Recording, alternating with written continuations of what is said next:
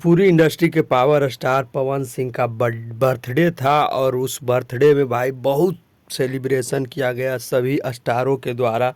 भाई पवन सिंह, गुंजन सिंह, खेसारी लाल यादव और बहुत सारे दिग्गज भोजपुरी इंडस्ट्री के, मनीषा रानी जो बिग बॉस गई थी वो भी आई। और भाई गाना जो आया वो एकदम धमाकेदार है और सभी लोग उसे सुन रहे हैं और प्यार आशीर्वाद उस गाने को दे रहे हैं। लगभग 2 मिलियन वो गाना पूर्णे वाला है।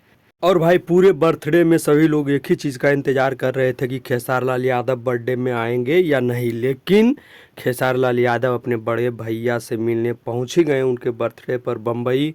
ये देखकर सभी लोगों का भाई दिल खुश हो गया। और भाई जो गाना आया है पवन सिंह के बर्थडे पर भाई उसका बहुत ही ज़्यादा तारीफ खेसारी लाल यादव ने किया और कहा ऐसा गाना मैं भी एक बनाऊंगा।